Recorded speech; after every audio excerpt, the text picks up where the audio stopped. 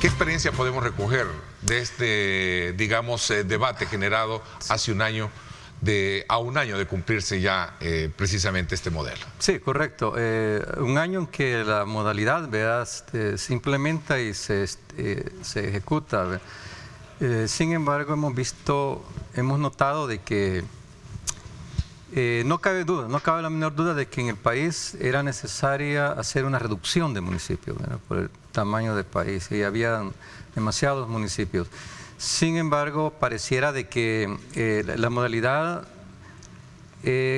como que en algunos de estos alcaldes, pareciera de que no encajó muy bien, ¿verdad?, en esa visión que se tenía como desarrollo municipal. Y creo de que a un año de sus actividades hemos podido observar que les ha hecho falta iniciativa, sí, le ha hecho falta liderazgo y también una capacidad emprendedora. ¿Verdad? Son elementos bien importantes, claves para poder desarrollar este modelo. Marcar la diferencia entre lo que era la administración anterior, que eran más políticos, ¿verdad?, y hoy se necesitaba más capacidad emprendedora. Y habiendo entrado esto, bueno, en mayo, ¿verdad? Ellos son mayo, pero sí, estamos enmarcados en ese mismo conjunto junto con la Asamblea Legislativa, ¿no? Sí. Entonces, también hay otro elemento importante que se analiza en el municipalismo, como es tener transparencia y claridad en el manejo de los recursos, sí, y maximizar los recursos. A un año de este nuevo modelo, ¿ha valido la pena o valió la pena hacer ese quiebre en el eje de la autonomía, en el concepto de autonomía municipal, constitucionalmente hablando, para hablar en razón de ahorro económico y establecer un modelo diferente de administración municipal? Sí, quizá el modelo como tal, pues era necesario, y yo creo que sus características que se le había definido, pues eran importantes, pero yo creo que pero el elemento ejecutor de ese modelo fue el que nos falló. O sea, nos ha fallado porque como que no supo dimensionar en sí esa reducción, ¿verdad?, y esa ampliación que iban a tener ellos de sus distritos. Entonces, el modelo como tal, pues tiene sus ventajas, ¿verdad?, sus bondades, porque primero permitía reducir un poco, ¿verdad?, las cargas financieras, ¿verdad?, especialmente en salarios.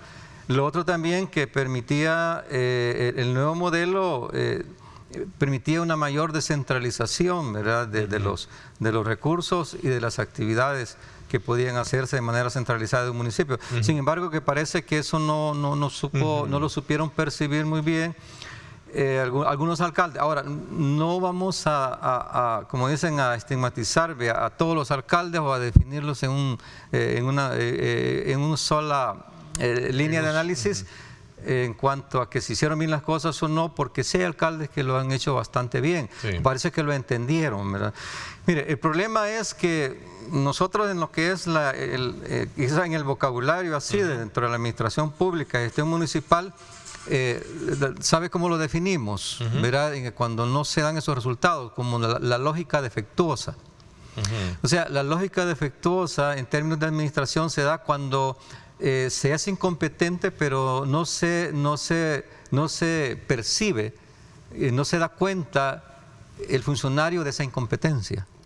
Es decir, cuando no nos damos cuenta de que las cosas no están siendo bien, no hay efectividad, ¿verdad?, en lo que hacemos como actividades públicas, nos damos de cuenta, entonces entramos en esa lógica defectuosa que no nos permite replantearnos. Ok, entonces valió la pena hacer ese quiebre en el tema constitucional de la autonomía de los gobiernos autónomos.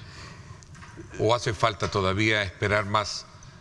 Hace falta como modelo. Usted sabe que los modelos no son perfectos, tienen que evaluarse, tienen que corregirse. Ok, o nos vamos a ver en el tiempo corrigiendo eso y regresando. Es necesario. Los resultados mismos del modelo van a permitir hacer una evaluación si regresamos o vemos o ajustamos. O a lo mejor una corrección del modelo.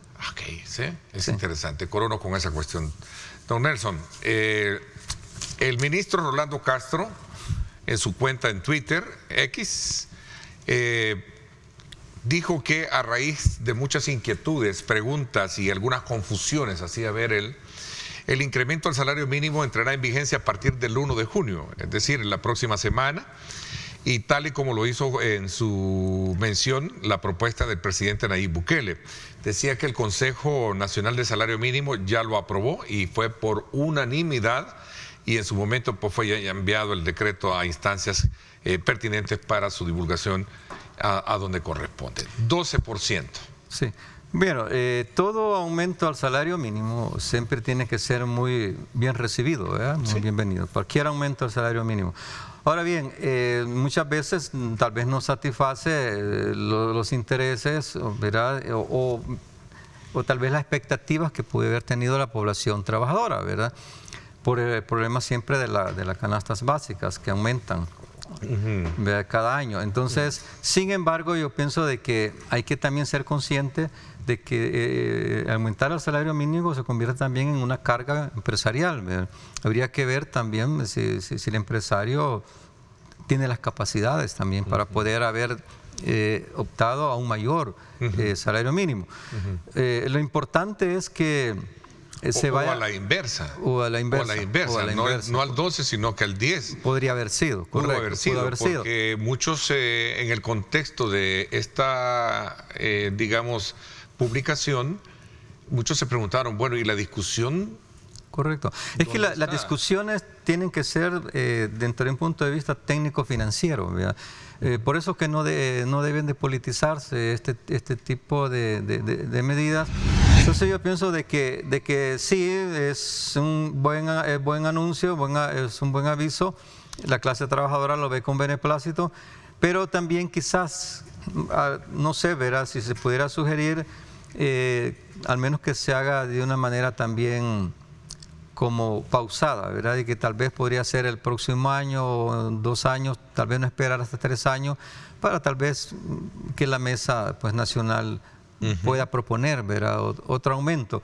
Pero sí lo importante es que hay que preparar siempre al empresario para absorber, ¿verdad? Esta nueva, por decirlo así, este nuevo impacto que va a tener ellos en cuanto al salario mínimo. Bueno, hay un impacto. La nueva tarifa del salario, no sé si producción tiene por ahí en el sector económico. En el sector industria, actualmente el salario mínimo es de 365, con la aplicación del 12% llega a 408.80 centavos. Sí.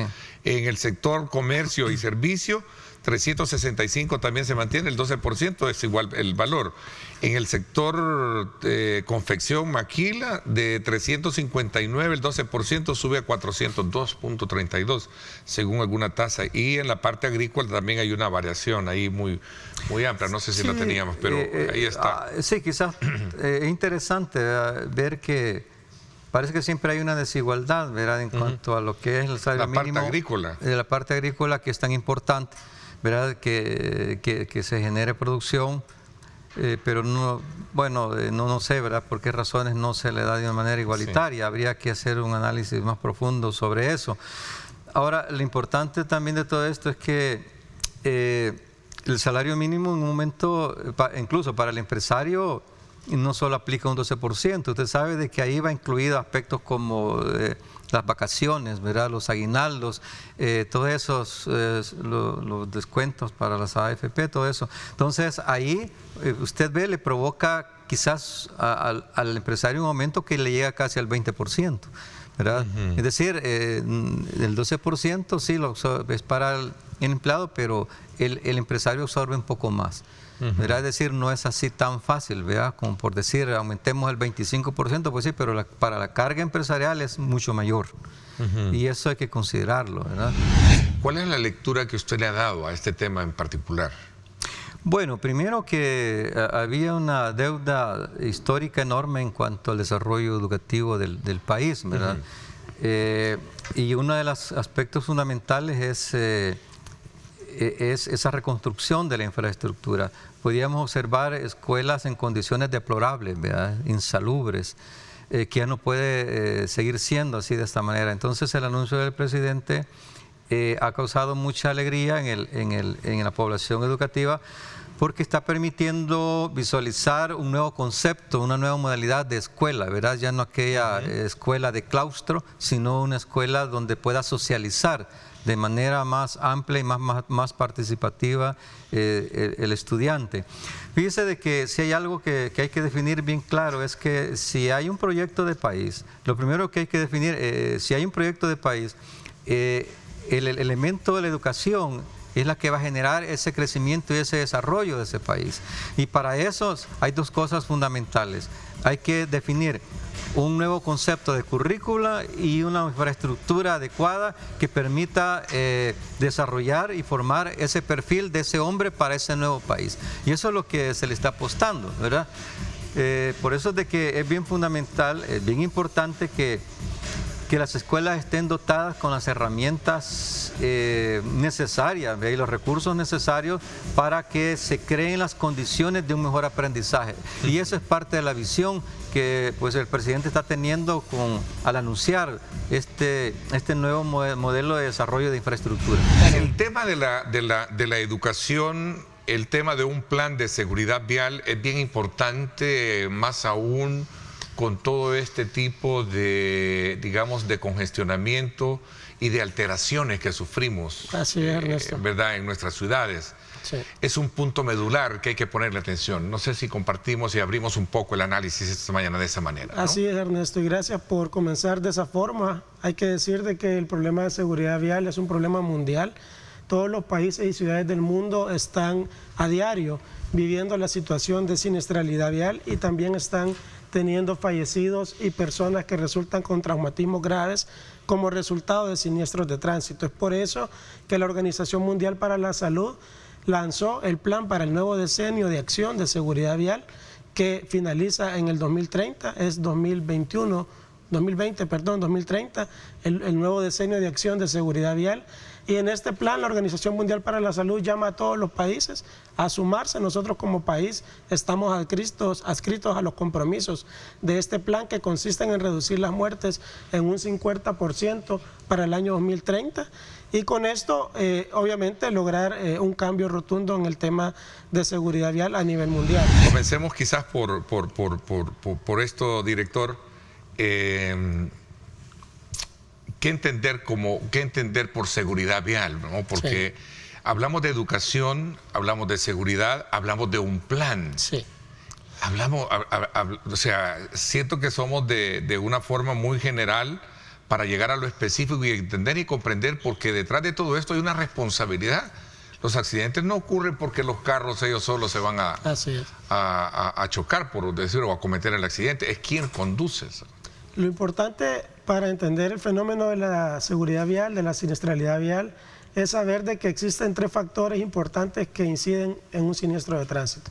Uno es el factor humano, otro es el factor vehículo y otro es el factor ambiental, le llamamos nosotros, en el cual incluimos las condiciones de la vía, las condiciones del entorno, etcétera. Como tú bien mencionas, Ernesto, tiene mucha responsabilidad compartida el tema de prevenir siniestros de tránsito y sobre todo en esta responsabilidad compartida hay muchísima más responsabilidad en los conductores en la forma en cómo toman las decisiones al momento de conducir. En el caso muy específico, uno de los aspectos que llevó a las autoridades a poder ponerle atención y quizás parar esa racha de accidentes en los últimos meses que hemos tenido, era precisamente endurecer las leyes. ¿Ha funcionado esto? Sí ha funcionado. Nosotros estamos registrando siempre una disminución en la cantidad de fallecidos por siniestros. Actualmente tenemos una disminución del 13% de fallecidos. Sabemos de que mucho tiene que ver la parte de las reformas de ley que se hicieron en diciembre del año pasado, que endurecieron las penas en varias de las categorías de infracción por siniestro de tránsito, y también mucho tiene que ver el trabajo articulado que como viceministerio hacemos con el objeto de ejercer mayor control en las carreteras. También a la par del trabajo logístico, digamos, que humanamente hacemos, articulado con otras instituciones como la Policía Nacional Civil, también está el tema de los proyectos que hemos implementado recientemente, como el tema de los semáforos a nivel nacional, renovamos todo el parque semafórico a nivel nacional y además semaforizamos 55 intersecciones más que antes no estaban semaforizadas y a esas 55 le sumaría una muy reciente, serían 56, que es el Kilo 5 en la carretera Sonsonate, y este es un ejemplo muy reciente de cómo ha tenido un efecto muy relevante. Estamos haciendo una evaluación del trabajo del Plan de Seguridad Vial y sobre todo también con énfasis a si las medidas que se han tomado últimamente en el estricto sentido de la palabra, las nuevas reformas a las leyes, si han funcionado para prevenir los accidentes, que ese es un punto medular que creo que se debe de comprender en un análisis como el que estamos haciendo, director. Sí, mencionaba que las reformas vienen a fortalecer esa parte, digamos, de fiscalización que hacemos como Viceministerio de Transporte y con la Policía Nacional Civil. Creo que los conductores también han interiorizado los cambios a nivel de la reforma y han cambiado comportamientos. Nosotros estamos registrando una disminución del 13% en cuanto a fallecidos en comparación al mismo periodo del año 2024. Y en esto quiero decir que no solo es la reforma a la ley, sino también el trabajo que se hace en las carreteras para ejercer el control, ¿verdad?, sobre los conductores y de esta forma poder también hacer aplicable la ley para que los conductores vayan dándose cuenta de que ahora las reglas también son, digamos, más fuertes en el sentido de que buscan proteger con mayor rigurosidad la seguridad y la vida de las personas. El tema de la tolerancia, el tema de la salud mental y otros aspectos elementales fueron abordados en esta Semana Mundial de la Seguridad Vial que se llevó a cabo hace como 2 semanas, creo, ¿verdad? Sí. Esta Semana de la Seguridad Vial aborda todos los temas de manera integral que tienen que ver con los siniestros de tráfico. El tema de la salud mental es muy importante, el tema también de la salud física, el tema también de la educación vial. Y todos estos temas han sido abordados de manera integral. Para mencionar, a nivel mundial esta semana, este año, está enfocada a los ciclistas y peatones. Los ciclistas y peatones, al igual que el motociclista, son los usuarios más vulnerables en las carreteras, ¿verdad? Porque ellos no cuentan con un vehículo que los proteja o una condición física que los proteja ante una colisión. Por lo tanto, ante una colisión es su cuerpo el que interactúa directamente con el vehículo que los impacta. Entonces, por ser las personas más vulnerables, hay un enfoque especial también a la protección de estos usuarios y en particular en nuestro país el 41% de los fallecidos son motociclistas y el 39% son peatones. Para que nos hagamos una idea, porque tú preguntabas en el segmento anterior cómo se comporta esta siniestralidad, quiénes son los que más participan en los siniestros de tránsito. Y ya me digo que el tema del alcohol no, porque en el caso de cero tolerancia, ¿ha funcionado o no ha funcionado la cero tolerancia, por ejemplo? Sí, sí ha funcionado porque hemos identificado también como el cambio de conducta, ¿verdad? Las personas se cuidan, buscan un conductor designado o buscan también un modo alternativo para su viaje y en los controles que nosotros establecemos. Eso consta muchísimo en todo, la modalidad de cambiar, de salir y todo eso. Incluso también ¿por qué salir? Si no podemos hacer algo en casa, evitar no salir para no ponernos en riesgo. Y si se sale, pues pagar un transporte privado. Pagar un transporte privado, un conductor designado. Entonces sí ha funcionado este cero tolerancia, ¿no? Sí ha funcionado, hemos visto un cambio de comportamiento en los controles vehiculares. Sin embargo, los accidentes no han bajado, me decía. Los accidentes tienen un comportamiento... Porque hay otras causales, ¿no? Sí, en cuanto a números, los siniestros tienen un comportamiento muy similar al año anterior, pero en cuanto a fallecidos, tenemos menos fallecidos. Aquí hay un enfoque también que debe de conocerse. A pesar de que los siniestros se comporten de manera similar, nosotros nos esforzamos porque cada vez hayan menos fallecidos. Es decir, el trabajo está orientado a que las personas no mueran en un accidente, porque un accidente probablemente siempre vaya a ocurrir. Somos seres humanos, cometemos errores y probablemente el accidente nunca vaya a desaparecer. Pero lo que tenemos que trabajar es que nadie muera en un accidente, que el accidente sea de una gravedad tal que no implique la muerte de una persona o de sus pasajeros. Por eso tenemos que tomar una serie de precauciones como conducir a velocidades moderadas, no conducir bajo los efectos del alcohol, respetar las normas de tránsito, porque si logramos tener una conducción apegada a todo esto, seguramente si llegamos a tener un siniestro, seguramente no va a ser de la gravedad que implique llevarse nuestra vida.